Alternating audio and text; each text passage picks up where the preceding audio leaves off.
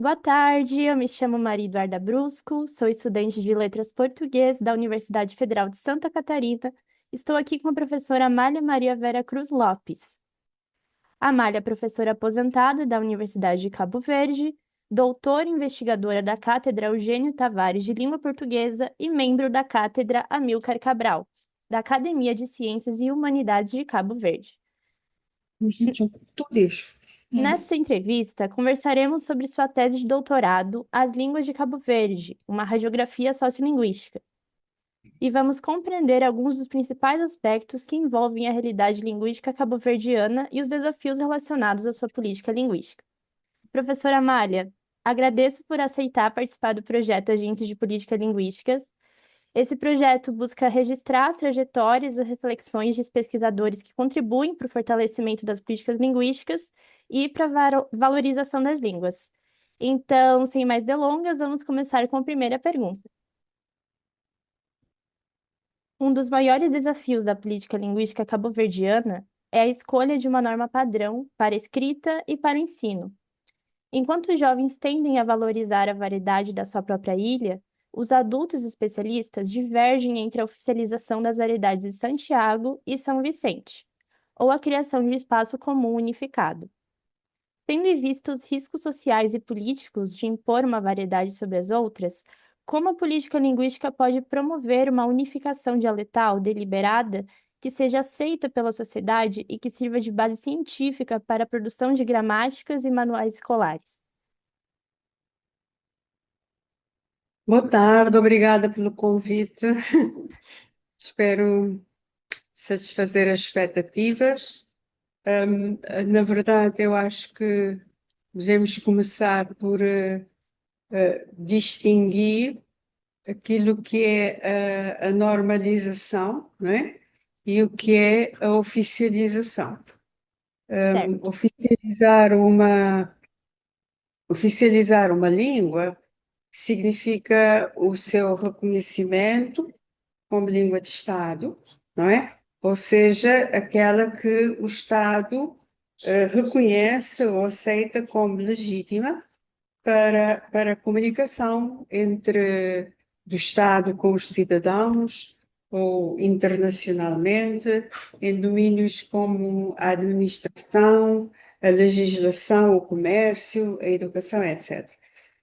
A normalização, tradicionalmente, ela tem a ver com a escolha de uma variedade, a norma de uma variedade, não é? Porque cada variedade tem a sua norma, para atuar como modelo, como ideal linguístico de uma comunidade, de onde se falar correntemente de norma padrão, ou seja, a norma que é padronizada e que se torna o veículo de comunicação nos mídias, nos usos oficiais, no ensino e da escrita. Bom, no que respeita a Cabo Verde, eu acho que, e fugindo a esta concepção tradicional de norma padrão, eu acho que só faz sentido. Na verdade, a norma padrão tem esta função de unificar a língua, não é? Mas fugindo a esta concepção de norma padrão, eu acho que em Cabo Verde só faz sentido promover a unificação dialetal deliberada para a escrita, ou seja, para certas, ou melhor, apenas para certas funções institucionais da escrita, nomeadamente a legislação, a produção de materiais de ensino e mesmo a produção de material gráfico educativo que alcance todo o território nacional. Portanto, para mim, o desafio maior da política linguística em Cabo Verde é encarar a língua tal como ela é, não é? Um Sim. conjunto de 9 variedades, cada uma com a sua norma, deixando de olhar para a variação como um problema, não é?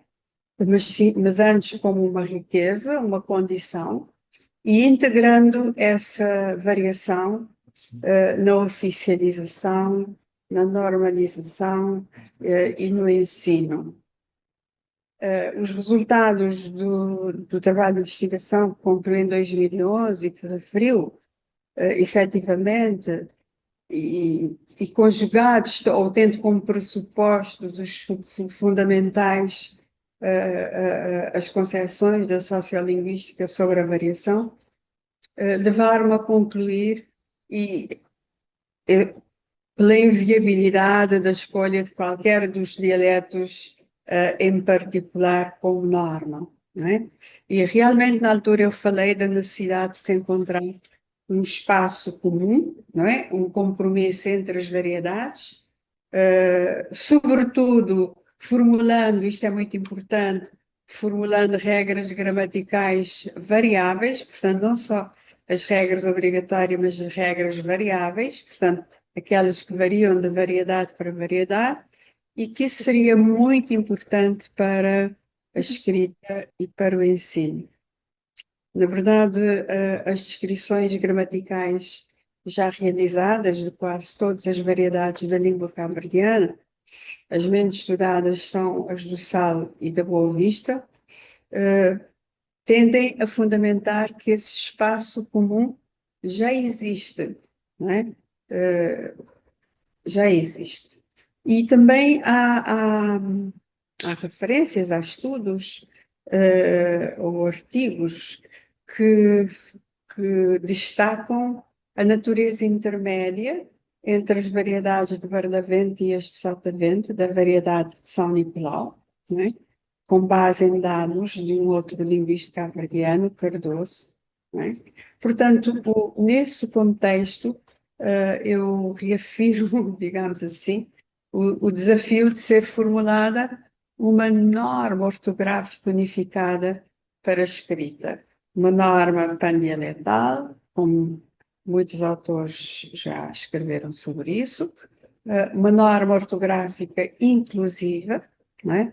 Integradora de todas as variedades para certas funções da escrita. Portanto, advogo a padronização apenas para a escrita e não da língua, não é? Advoga a padronização ou unificação apenas para a escrita e não da língua. Todos sabemos como a relação entre a escrita sabemos que a escrita acaba por ser uma representação da língua, que é uma convenção, e qualquer padronização, qualquer convenção ortográfica, ela é construída e, portanto, tem sempre o seu quê de artificial, não é? E, para mim, uma norma ortográfica unificada para certos fins, como institucionais, como já expliquei, não deve pôr em causa a possibilidade de cada falante poder escrever na sua variedade nativa ou qualquer outra, não é?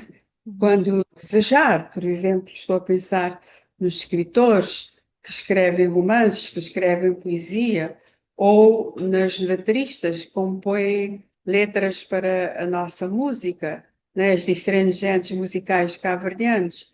Nada impede que isso continue a acontecer, não é?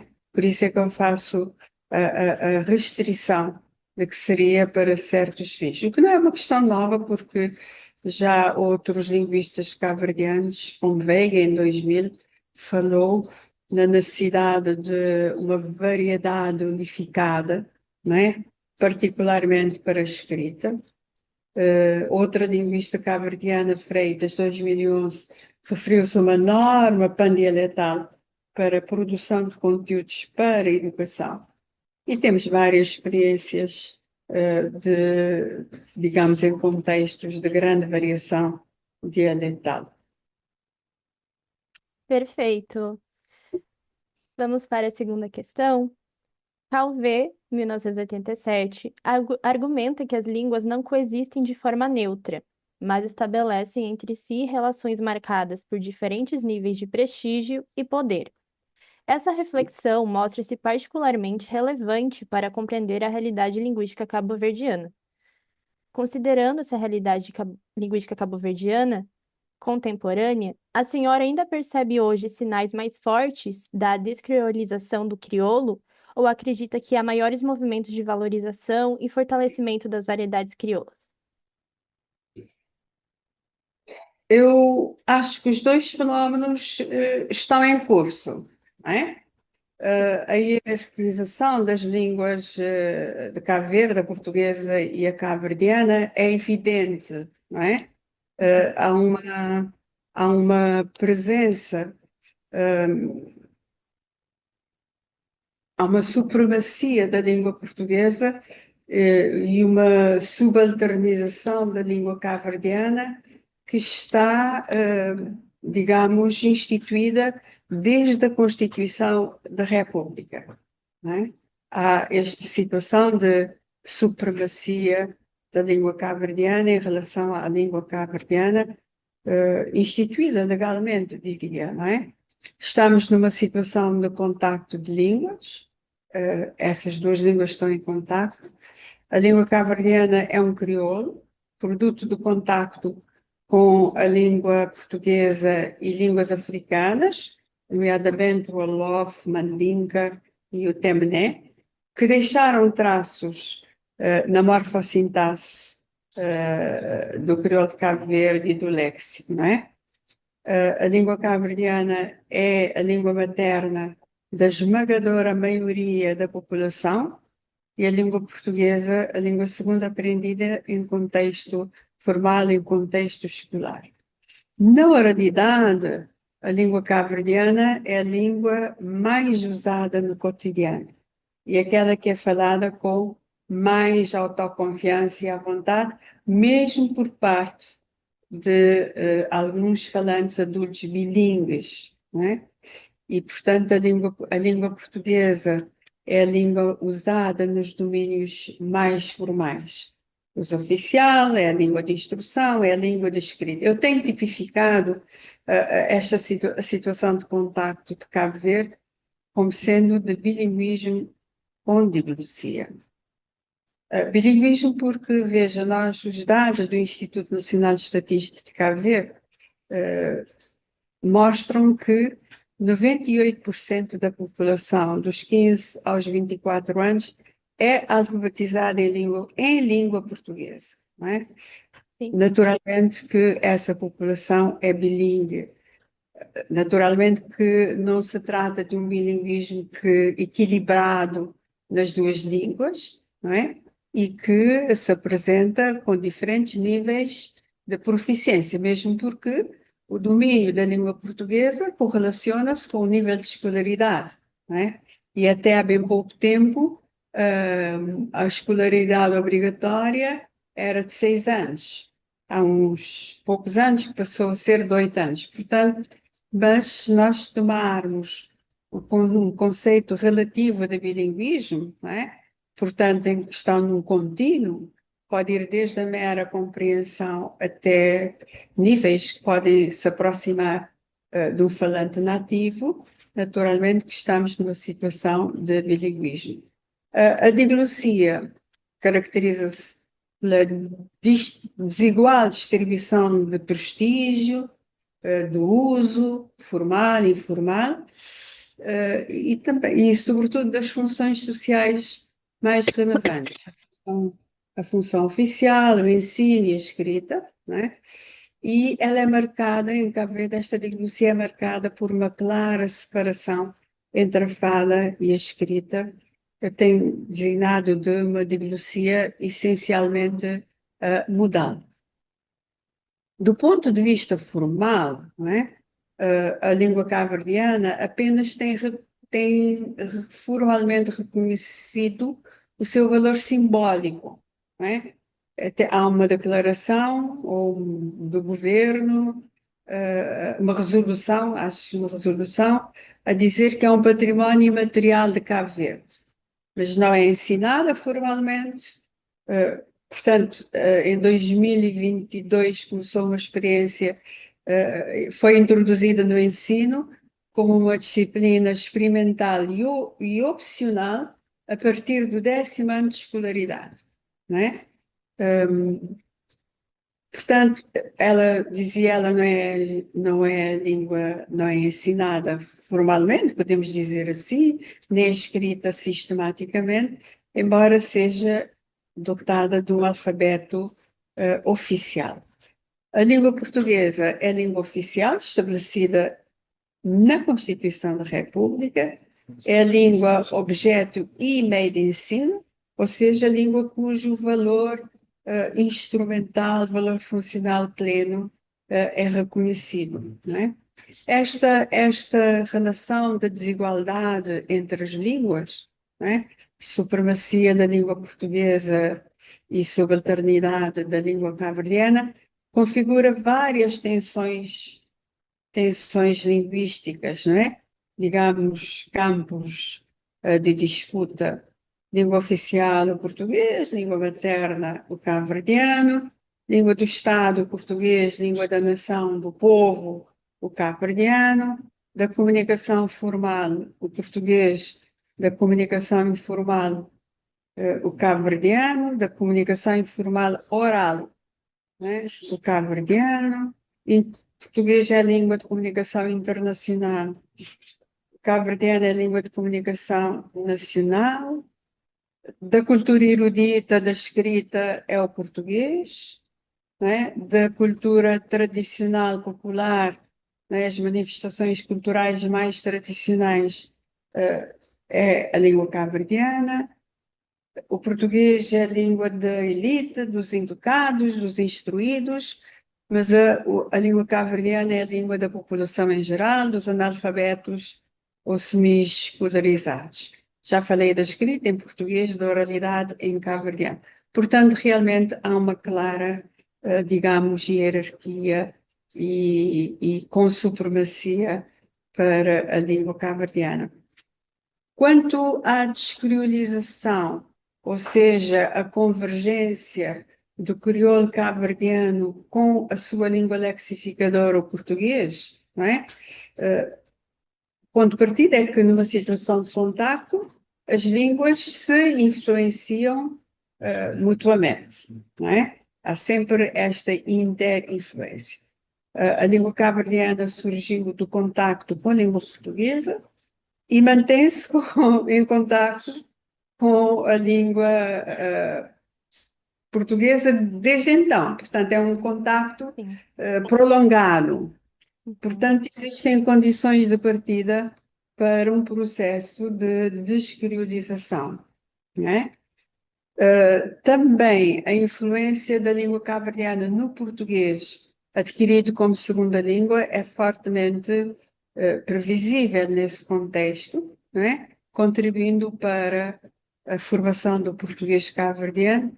Portanto, não é, em sentido estrito, uma variedade, e poderemos falar disso depois, uma variedade formada em situação de mudança da língua.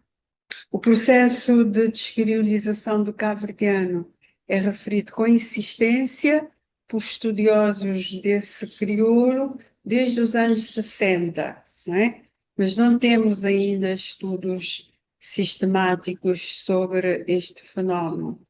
Mas os cabo-verdianos têm esta intuição, não é? Uhum. E, de um modo geral, admitem um contínuo crioulo, não é? Que pode ser associado à descriolização. Falámos de um crioulo leve, mais próximo da língua portuguesa, portanto, que os linguistas chamam variedade acronatal, não é? E um crioulo fundo, é como nós dizemos, o crioulo fundo, mais distante da língua portuguesa, a variedade basiletal, sendo que há variedades intermédias, não é? A par disso, a diglosia, portanto, o menor prestígio, a restrição a certos contextos de uso e o não ensino, naturalmente que aceleram a descriolização. As mudanças nas línguas não acontecem de um dia para o outro, podem levar séculos, não é? Mas determinadas circunstâncias sociais podem acelerá-las. Eu acho que é o que se aplica atualmente, não é? Mais tempo, mais prolongado do contacto, mais duração do contacto e também mais força, uma vez que nós temos mais falantes do português, não é? E quanto mais a forma de falar língua cabo-verdiana próxima do português for divulgada na rádio e na televisão, porque as pessoas que têm acesso à rádio e à televisão, quando vão falar, usam esta variedade acroletada, não é? Que pode ser entendida como sendo este o crioulo, o crioulo fino, o crioulo padrão, né? E que as pessoas vão aprendendo e vão imitando e vai se divulgando. Portanto, tudo isto pode acentuar ou acelerar a descrialização. Portanto, a oficialização, a normalização, o ensino, digamos, são as melhores formas de atenuar esta despriorização. Falou também movimentos de valorização e fortalecimento das variedades do crioulo. Sem dúvida que existem, desde logo a produção literária em cabo-verdiano, que, digamos, que já existe não diria um grande corpo, mas há alguma produção, não é? Romances, poesia, teatro, peças de teatro e também tradução da legislação, tradução da Bíblia, mas sem dúvida que o maior movimento ou o maior instrumento de valorização das variedades da língua cabo-verdiana e da língua no seu todo é a música cabo-verdiana, né? As músicas, as composições são em língua cabo-verdiana, cada letrista escreve na sua variedade, os intérpretes, sejam falantes nativos de uma variedade ou de outra, interpretam sem constrangimentos as produções nas outras variedades. Mas também eu quero destacar a criação em 2022 da Associação da Língua Materna Cabo-Verdiana, ALCACV, não é? Uma associação vocacionada para a valorização e o desenvolvimento da língua cabo-verdiana, não é? A sua missão é contribuir para a mudança da política linguística em Cabo Verde, uma política linguística que se fundamenta na ciência linguística, que encara a língua não apenas como um património, mas como um fator de identidade, mas também como recurso, não é? E que esteja de acordo com a prática linguística dos cidadãos. E em contextos de contato linguístico, as desigualdades linguísticas podem influenciar tanto a preservação de determinadas línguas quanto processos de substituição, transformação e aproximação. Como as relações de poder entre comunidades linguísticas de Cabo Verde podem favorecer processos de mudança linguística e descolonização em sociedades pós-coloniais? Quais exemplos a senhora poderia dar? Em Cabo Verde, a língua crioula não está a ser abandonada. Nós estamos num processo de mudança de língua. Digamos, os resultados de investigação não apontam para um processo de abandono da língua cabo-verdiana e adoção da língua portuguesa. Antes, pelo contrário, não é? A língua cabo-verdiana mantém grande vitalidade. Continua a ser transmitida como língua materna. É a língua materna primeira aprendida, a língua primeira de esmagadora maioria da população, ou seja, não quer dizer que não haja cabo-verdianos que tenham o português como língua, residentes em Cabo Verde, nem estou a falar da diáspora, que tenham o português como língua materna, mas a esmagadora maioria da população tem a língua cabo-verdiana como língua materna. Está a ser expandida para domínios e funções antes reservados à língua portuguesa, portanto temos uma diglossia instável, não é? Como o próprio ensino e a escrita, sobretudo a escrita associada às novas tecnologias, associada às tecnologias de informação e comunicação nas redes sociais, não é? E os jovens, E as atitudes dos falantes são favoráveis face a essa extensão, embora sejam, e não significa que também não haja uma atitude favorável, não haja uma atitude de conferir prestígio à língua portuguesa e uma atitude favorável à manutenção dessa língua, diferentemente. Ou seja, diferentemente daquilo que muitas vezes é apontado na literatura, nessas situações, não é? Os resultados em Cabo Verde, quer em termos de uso, quer em termos de atitudes linguísticas, apontam para a manutenção das duas línguas e, portanto, para uma possibilidade de resolução da diglossia, não é? Por via da construção de um bilinguismo sem diglossia, não é? Estamos a falar de uma igualdade de estatuto e de funcionalidade das duas línguas, em que certamente a língua portuguesa teria vantagens, claramente, como língua de comunicação extensa, mais extensa. Estou a pensar, por exemplo, na comunidade da CPLP, mas também como língua de comunicação internacional, não é?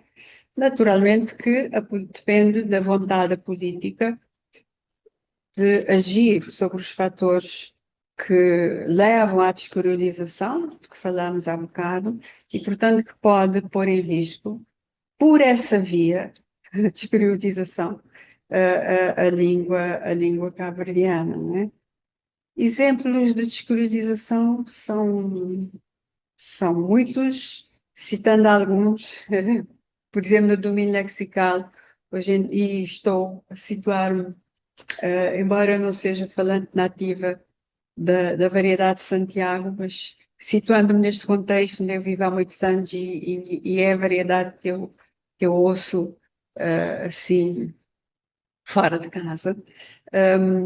Por exemplo, hoje em dia diz-se minha filha, em português, minha filha. Quando num crioulo mais basiletal se diria minha filha fêmea, mas hoje já se Nossa, diz minha filha, né? Minha filha, um decalque, digamos, calcando da língua portuguesa. Também já se ouve aqui um fala, não é? Quando há alguns anos se diria um pápia, não é? hum, Portanto, e mesmo isto a nível lexical, dois exemplos, mas mesmo a nível de estrutura, da estrutural, a nível gramatical, a nível dos traços gramaticais. Por exemplo, diz-se tem fazedo, tem, do português, fazedo, tem feito, quando, digamos, alterando a estrutura do satá, que é a indicação de tempo, modo e aspecto, não é? Dir-se-ia que a fazer, a fazer, mas a ideia de continuidade, não é? interessante. Que a fazer, agora diz tem fazer, não é? Portanto, o verbo português e o participio passado fazer. Por exemplo, também se diz, agora se diz muito, teu contente, muito contente, não é?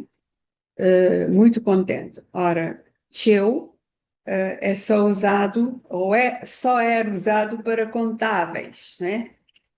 sim. Teu casa, muitas casas, teu pedra, muitas pedras, teu lixo, muito lixo, né? Mas agora está a ser usado também com não contáveis, né? Tanto esta mudança. E hoje em dia é frequente as pessoas dizerem acho que, não é? Acho que, quando há uns tempos atrás, toda a gente diria me dá acha. Né? Podemos ouvir na comunicação social ou mesmo ler textos supostamente em língua cabo-verdiana, mas absolutamente calcados da língua portuguesa. A articulação, no caso de textos orais, a estrutura, absolutamente. Aquilo que eu dizia, não é? A variedade acrolatal Sim. digamos, a dominar, de certa forma, na comunicação social e mesmo na escrita. Uhum. E de que maneira a falta da oficialização da língua cabo-verdiana continua impactando principalmente as camadas socialmente menos favorecidas da população? E no caso de pessoas que não falam o português? Eu vou destacar apenas dois domínios, não é? Em Uhum. que a desigualdade linguística existente mais impacta as camadas socialmente menos favorecidas da educação, não é? A educação e, claro, a justiça social. Uhum. Temos evidências suficientes disso. Há um estudo de 2009 que verificou que alunos da primeira classe de escolas das zonas urbanas da capital não eram capazes de ler em português e que do segundo ano apenas muito poucos conseguiam. O próprio Ministério da Educação, em dois documentos fundamentais, a Carta de Política Educativa 2015-2025 e o Plano Estratégico de Educação de Cabo Verde 2017-2021, não conheço, acho que está até aí, não conheço depois de 25, não é? Que são dois documentos importantes, orientadores da política educativa, não é? Esses documentos deixam claro que, apesar da taxa de sucesso no sexto ano de escolaridade, último ano em que a passagem é, como é isso dizer, é contínua, não há exames e também não há reprovações, é uma passagem automática, não Uhum. é? É uma passagem automática. Portanto, dizia que no sexto ano a taxa, a taxa de aprovação se situa entre 95% e 96%.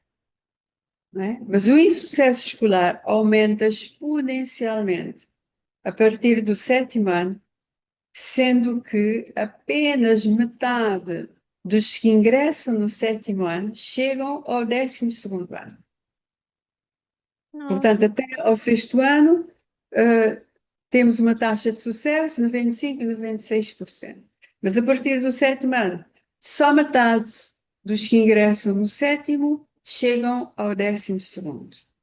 Temos também os resultados das aprendizagens, que foram medidos por avaliação ferida, tem os dados de 2010, e diz claramente que esses dados são preocupantes, em especial em português, né? E em matemática. Ficamos abaixo dos 50% num caso e no outro. Né? E diz claramente que uma das causas para explicar as dificuldades encontradas pelos alunos do sétimo ao décimo é o nível das aprendizagens no ensino básico, particularmente no português e na matemática, que essa aprendizagem é inferior ao nível de exigência dos programas ensinados posteriormente no ensino secundário. Não é? Mas mais ainda, o relatório de avaliação do capital humano do Banco Mundial de 2024 faz uma avaliação bastante negativa do sistema educativo. Não é? Diz claramente que, ao longo da escolaridade, existem quase 4 anos durante os quais as crianças não conseguem adquirir a aprendizagem esperada, traduzindo-se num retorno limitado dos investimentos. Ora, quem reprova, quem abandona a escola, quem não tem sucesso académico, são os alunos oriundos das camadas mais desfavorecidas. Portanto, a questão linguística em Cabo Verde configura-se como um fator de reprodução da desigualdade, de exclusão social e da pobreza. Não é? Veja que os efeitos dessa política linguística educativa que exclui a língua cabo-verdiana repercute-se na mobilidade social dos cidadãos. Não é? constrangindo o seu acesso a bens essenciais, a serviços públicos, a empregos melhores, não é? E, naturalmente, a capacidade de participação política, de participação na economia, e no desenvolvimento do país, entre outros, não é? Observando experiências como a das línguas do Timor-Leste, que oficializaram em 2002, e do Paraguai em 2015, percebe-se que as políticas linguísticas foram construídas paralelamente ao fortalecimento do status da língua. Em Cabo Verde, há uma expectativa de que todas essas questões estejam previamente resolvidas para que a oficialização do crioulo aconteça. Na sua avaliação, essa exigência não acaba retardando esse processo? Sim, bom, em Cabo Verde nós temos a crença, de modo geral, não é? Que primeiro é preciso normalizar, ou melhor, padronizar, porque também temos a cultura da norma padrão, não é? Unificando a língua cabo-verdiana de Santo Antão a Brava, todas as ilhas de Cabo Verde, não é? Acabar com a variação, que é vista como uma anomalia. Então, nós temos que uniformizar para regularizar, não é? Construir tudo o que é necessário em termos de instrumentos, gramáticas, dicionários, tudo perfeito, como se a língua fosse um produto acabado num determinado momento, não é? Depois oficializar e só depois ensinar.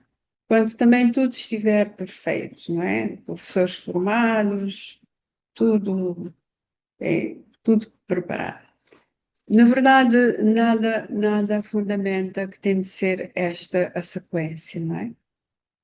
A oficialização imediata da língua cabo-verdiana, no seu todo, em todas as suas variedades, e não de qualquer uma das variedades geográficas ou dialetos, tem para mim que contribuiria para fazer, antes de mais, fazer as pessoas perceberem, na prática, né, que a pergunta que muitos cabo-verdianos ainda fazem, oficializar, sim, mas qual a variedade, na verdade não tem sentido, não é?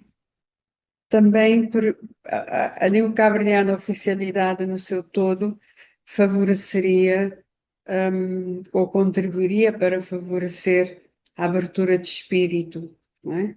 Para a mudança de atitudes face à variação e face à própria língua cabo-verdiana.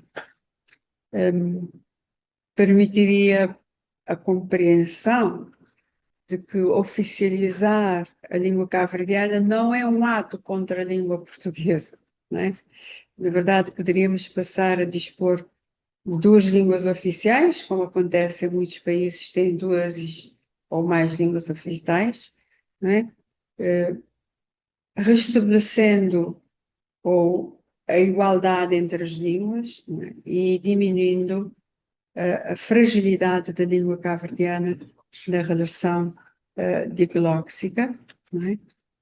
Ao mesmo tempo que se criaria mais oportunidades para o desenvolvimento da própria língua, portanto, o seu uso em contextos oficiais e em situações mais formais, permitiria a criação de palavras novas e o desenvolvimento de registros ou estilos mais formais, né? Para além de não falarmos do reforço da identidade nacional, da autoestima, não é? Já que as línguas também têm este valor simbólico.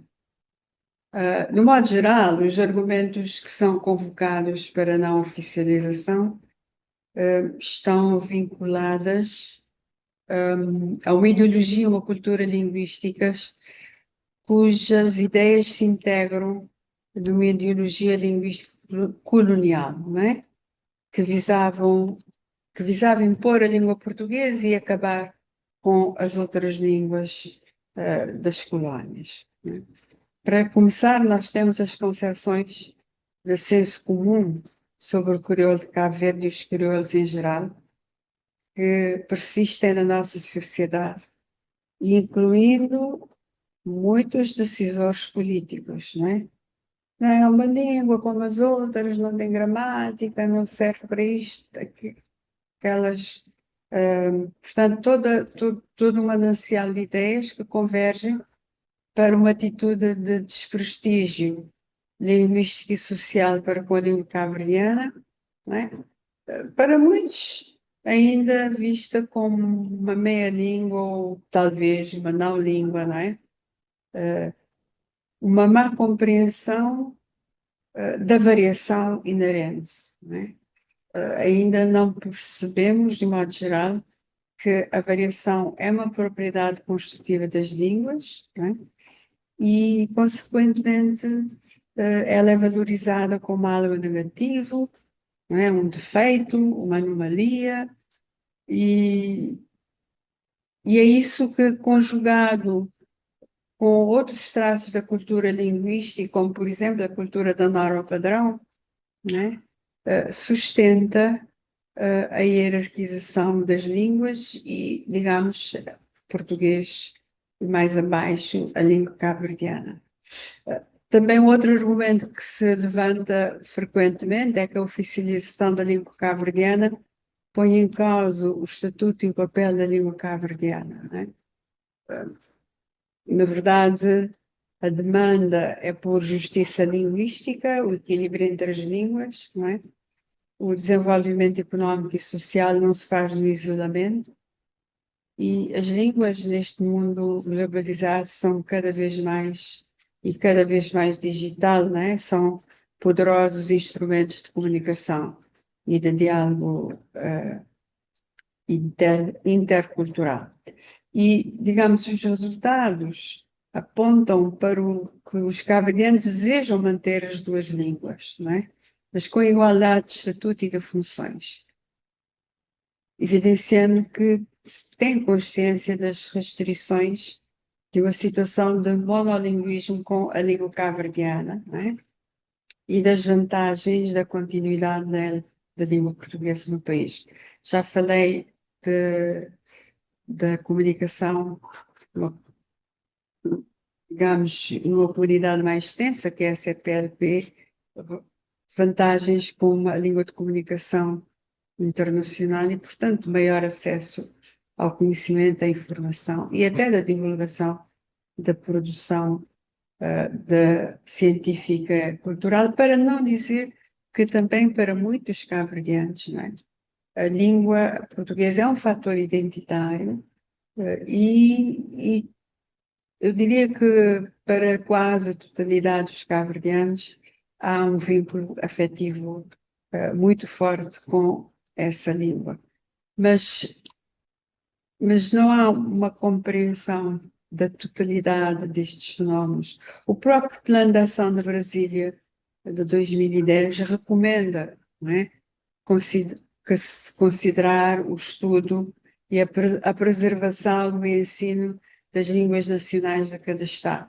Mas, digamos, dada esta desigualdade que existe, a tendência é a dicotomia, não é? Português crioulo, português língua cabo-verdiana e não um equilíbrio, uma harmonização. Também tem sido, é muitas vezes apontado a necessidade de estudos sobre a língua cabo-verdiana, né? Na verdade, hoje em dia, o cabo-verdiano dispõe de um corpo bastante substancial de gramáticas, dicionários, artigos, trabalhos académicos que descrevem quase todas as variedades, diferentes fenómenos gramaticais, não é? Suficientes para a sua oficialização e o seu ensino, mesmo as questões de normalização, para não dizer que, digamos, o caminho faz-se caminhando, não é? E o português tem 800 anos e continua a ser investigado e continua a ser estudado e todos os problemas de ensino não estão resolvidos, não é? É um campo ainda de investigação e de investimento, não é? Portanto, mas não há, os preconceitos linguísticos, eu acho, dominam e não e limitam a visão global e objetiva da situação. Como a senhora comentou, em muitos contextos atuais de Cabo Verde, observa-se uma presença cada vez maior do crioulo em espaços antes mais associados ao português, então, como nas redes sociais, na música, na literatura, nas mídias e até nos contextos institucionais. Na sua visão, esse fenômeno pode ser interpretado como uma redefinição das relações de prestígio entre as línguas no país? De certo modo, sim, não é? A política linguística integra não só o que o Estado ou as instituições fazem ou se propõem fazer com a língua, mas também o que os próprios falantes fazem com a língua, não é? A política linguística praticada. E o que notamos é que os cabo-verdianos estão a fazer política linguística por conta própria, não é? Expandem a língua cabo-verdiana para domínios e funções que antes estavam absolutamente reservados à língua portuguesa, não é? Contextos mais formais, escrita nas redes sociais, o ensino, como já tinha dito, não é? O que estes fatos colocam a política linguística oficial em contradição com o que ocorre na prática dos falantes, né? Por exemplo, a língua cabo-verdiana também está nas salas de aula, embora de uma forma clandestina, digamos, e Sim. sem orientação pedagógica.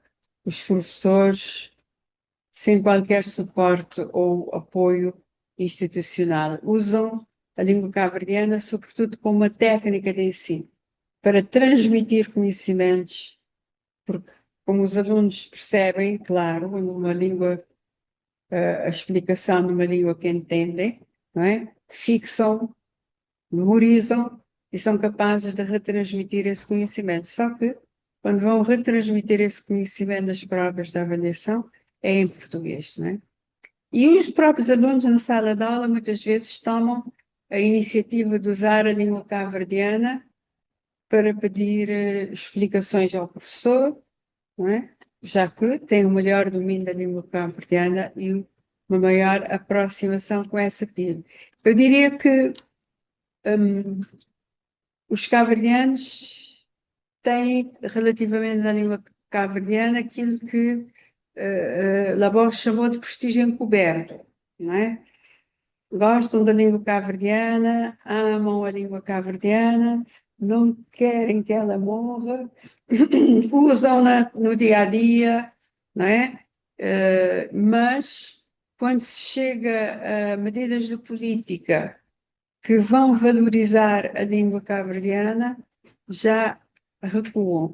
Recuam porque também, a par deste grande valor sentimental, afetivo, identitário, não é? Há uma desvalorização, há uma atitude de desvalorização funcional, não é? E mesmo enquanto língua em si, não é? Portanto, há esta, que é uma atitude muito encontrada nos falantes do crioulo. Há uma expressão que foi utilizada por uma linguista santomense que diz que os portugueses foram tão eficazes que conseguiram convencer os próprios falantes do crioulo que não falavam uma língua, não é? Falavam algo diferente que não foi uma língua. E, portanto, essa atitude ainda está muito, estas atitudes que desfavorecem a língua cabo-verdiana ainda estão muito arraigadas na mente de muitos cabo-verdianos e, digamos, não tem sido feito muita coisa para alterar, para mudar as atitudes. E uma vez concretizada essa oficialização do crioulo cabo-verdiano, quais seriam as principais medidas a serem implementadas para garantir a sua efetiva inserção nos âmbitos da educação, da administração, da vida social? E quais são os fatores que são contrários e os favoráveis a isso? A oficialização é uma garantia de que as medidas não ficam a critério dos governos, não é? Que são contingentes. Hoje, antes de 17 de maio, estava um partido no poder e depois das eleições de 17 de maio passou a estar outro partido. Portanto, os governos são transitórios, não é? E, portanto, a oficialização é uma garantia de continuidade, é uma garantia de que de apoio institucional, é uma garantia de recursos do Estado para pôr em prática as medidas de política. Eu penso que na educação, eu defendo a educação bilingue, não é? Portanto, uma metodologia de ensino que não obriga a escolher entre as duas línguas, não é? E um modelo que me parece mais adequado seria o modelo de educação de enriquecimento e desenvolvimento, não é? Ou seja, um modelo em que as crianças falantes de uma língua, neste caso a língua cabo-verdiana, adicionam uma segunda língua ao seu repertório desde o pré-escolar, não é? Em que se prepararia as crianças para a coalfabetização e para o ensino bilíngue, não é? Porque, repare, neste momento as crianças cabo-verdianas chegam à primeira classe, são alfabetizadas em língua portuguesa, uma língua de que a maioria não compreende, se compreende, quando compreende, porque nos centros urbanos, nas cidades vão compreendendo, mas nas zonas rurais já será mais complicado, não é? São alfabetizadas numa língua que não entendem, de que não têm consciência fonológica, não é? O que, digamos, traz problemas de leitura e de escrita que difíceis de ultrapassar ou que nunca mesmo são ultrapassados. Uh, no domínio da administração pública, a questão põe-se para a escrita, não é? Porque toda a gente fala a língua cabo-verdiana na administração pública. As pessoas vão a uma repartição pública, vão a um banco, vão ao hospital e falam a língua cabo-verdiana. Portanto, havia que formar os agentes na escrita da língua cabo-verdiana, não é? Para que fossem capazes de ler qualquer variedade e de escrever na língua cabo-verdiana, não é? Talvez aqui a necessidade também da escrita unificada, não é? Porque, mas repare-se, também se na escola as pessoas estudassem a língua cabo-verdiana, metade desses problemas estariam resolvidos. Na vida social é impossível normalizar o oral, condicionar as pessoas que a variedade vão falar.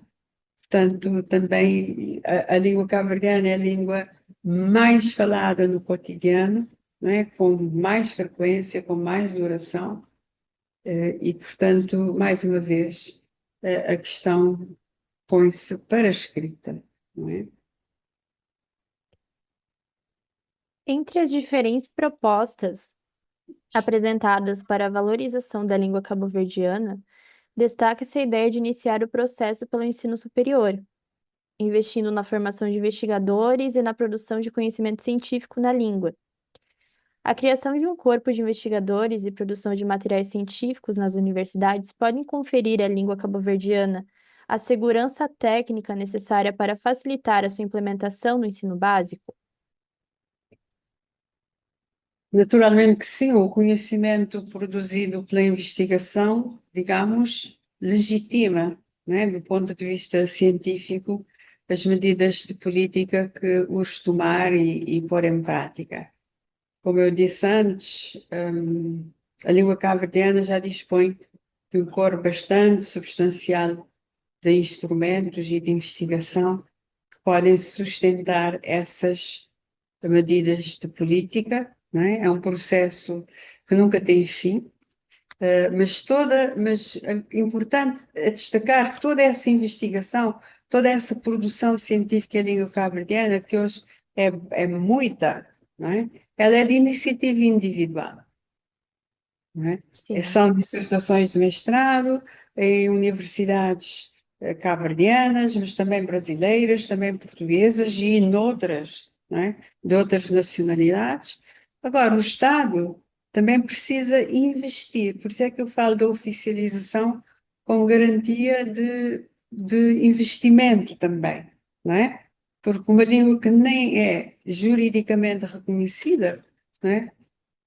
O Estado, os orçamentos, os sucessivos orçamentos do Estado de Cabo Verde não investem na língua cabo-verdiana. O Estado precisa investir na investigação sobre a língua cabo-verdiana, não é? Portanto, esse é um outro ponto, um fator que justifica o reconhecimento jurídico da língua cabo-verdiana pela oficialização, digamos assim. Banho 2009 salienta que a imposição de uma norma linguística única como o português não reflete a diversidade linguística existente e obstrui o reconhecimento e a valorização das distintas formas de expressão e construção de identidades sociais. Pensando na realidade multilingüe de Cabo Verde, é possível padronizar e oficializar o crioulo sem apagar a diversidade das variantes linguísticas? É o que eu venho defendendo e integrar a variação na oficialização, ensino e na padronização da escrita. Vejamos, já falei disso, oficiar a língua cabo-verdiana em todas as suas variedades. Não é? Não existe língua cabo-verdiana por um lado e variedades por outro. A língua cabo-verdiana é o conjunto das suas variedades, portanto, oficializar a língua no seu todo, não é? No ensino, e de acordo com a proposta feita nos manuais do décimo primeiro da língua cabo-verdiana, o que se defende é a aceitação, variabilidade e flexibilidade. Portanto, a aceitação da pluralidade de normas na sala de aula. Portanto, a língua cabo-verdiana tem 9 variedades dialetais, cada uma com a sua norma, todas são dignas de serem trazidas para a sala de aula, não é? Numa postura de respeito pela natureza heterogénea da língua, não é? Todas essas maneiras de falar da comunidade, na linha do que defendem autores como Banho, mas também Faraco e outros, não é? Portanto, impor uma variedade, não é, na sala de aula seria afastar dela a pluralidade que se observa na língua. Portanto, a língua tem que ser ensinada a partir da observação e sistematização dos seus usos reais, que é diferente, não é? Do ensino de uma norma padrão normativa, impositiva e uniformizadora, não é? Num projeto de uniformização da língua, não é? Por fim à variação, ou ou também pela imposição de uma das variedades e discriminando as outras. Portanto, a descrição gramatical, não é, deve ser da língua no seu todo, não é? Com recurso às regras variáveis, não é? Aquelas que são aplicáveis em todas as variedades e que não admitem exceções, e as regras variáveis, aquelas que são aplicáveis apenas em determinados dialetos, acomodando assim a unidade e heterogeneidade da língua, e numa abordagem descritiva e contrastiva, de modo a conferir consciência linguística, não é, aos falantes da língua cabo-verdiana que sabem a língua, mas não sabem sobre a língua, não têm consciência das regras da sua língua.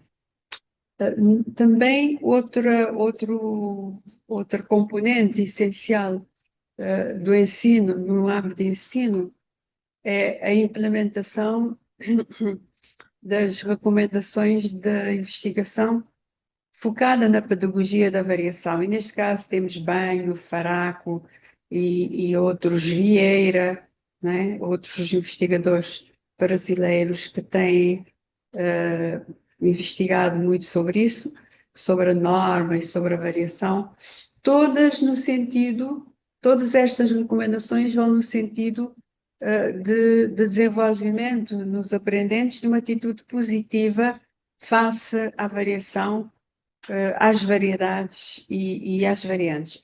Ou seja, ao invés de usar o contexto de ensino para impor uma variedade, não é?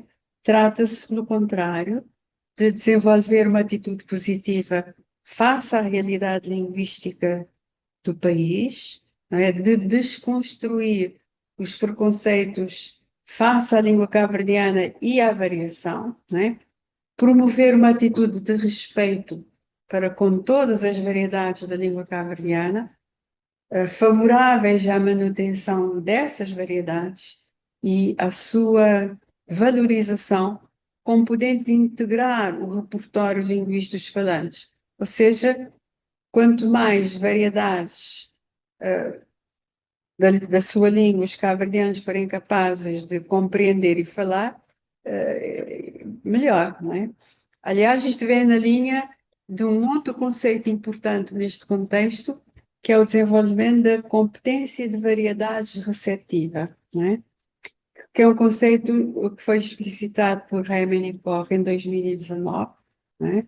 Para o ensino do português enquanto língua pluricêntrica não materna, mas que se aplica perfeitamente à língua cabo-verdiana e à variação.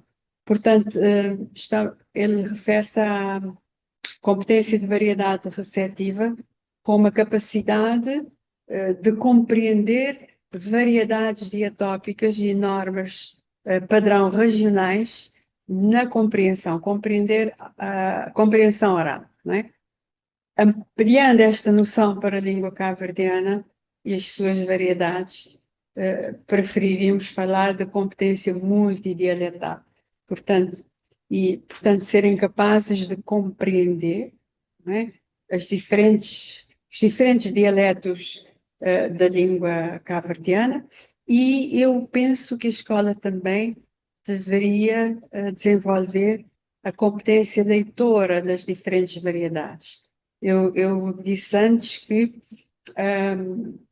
defender uma escrita unificada, uma norma ortográfica unificada, com a integração de todas as variedades para certas funções de escrita, não é excludente da possibilidade de os falantes poderem continuar a escrever na sua variedade para outros fins, não é? Cartas entre familiares, que falam a mesma variedade. Imagine-se um jornal de uma determinada ilha que quer produzir na variedade daquela ilha, não é? Então, há que desenvolver, penso que a competência leitora das diferentes variedades devia ser também um trabalho, uma função da escola, não é? Claro que para isso havia que expor os alunos às diferentes variedades, de modo oral e escrito, não é? Incentivar a prática de interação na sala de aula com falantes de diferentes variedades, exatamente para promover a intercompreensão oral e, claro, o desenvolvimento da consciência linguística mediante a aprendizagem explícita das regras gramaticais comuns e obrigatórias. Para a escrita, como eu já disse, uma norma ortográfica pandialetal, não é? Inclusiva, integradora de todas as variedades, para certas funções institucionais da escrita. Então, a oficialização do crioulo seria suficiente para promover uma relação mais equilibrada entre as duas línguas. E o que a senhora, atuando como linguista, tem feito para impulsionar esse processo? Bom, A oficialização tem a ver com o Estatuto das Línguas e a relação entre elas, certo? Portanto, e também, como eu já referi, com o reconhecimento da língua cabo-verdiana como um recurso e não apenas como um fator de identidade, o seu valor simbólico. Para mim, a oficialização é o ponto de partida, o despolutador, o acelerador de várias coisas, não é? Para promover, não é, uma relação mais equilibrada entre as duas línguas, não é? O estabelecimento da justiça linguística mediante a aceitação da língua cabo-verdiana noutras funções sociais, como o ensino e a escrita e usos oficiais e contextos formais. Como linguista, eu tenho me preocupado muito com estas questões, né? E tenho refletido muito, tenho aprofundado, digamos, o meu estudo e os resultados da minha reflexão sobre estas questões. Tenho-a discutido bastante com os meus alunos, sobretudo os do curso de mestrado, os dos cursos de mestrado, mas também tenho notado no respeito em Cabo Verde dos direitos humanos de natureza linguística, não é? Digamos, um ativismo político-linguístico baseado em conhecimento científico e não em ideologias ou achismos. Né? Sou uma das promotoras da criação da Associação de Língua Materna Cabo-Verdiana e, desde a sua fundação, sou presidente do seu conselho diretivo e, digamos, é neste contexto que eu tenho atuado no sentido de contribuir de alguma forma ou sensibilizar as autoridades para a necessidade da mudança da política linguística em Cabo Verde, uma política linguística mais respeitadora da situação linguística de Cabo Verde, dos direitos humanos de natureza linguística e do próprio, digamos, contexto sociolinguística cabo-verdiano. Isso é fundamental e é muito importante. Professora Amália, nós chegamos ao final da nossa entrevista e eu gostaria de agradecer imensamente pela sua disponibilidade, pela generosidade, em compartilhar suas reflexões com a gente. As suas contribuições para os estudos linguísticos e para as discussões de política linguística são de grande relevância, e, além disso, eles servem de inspiração para estudantes e pesquisadores da área. Muito obrigada pela sua participação e por colaborar com a preservação e divulgação desse importante patrimônio científico-cultural. Eu agradeço, eu é que agradeço e continuo ao dispor sempre que puder ser útil.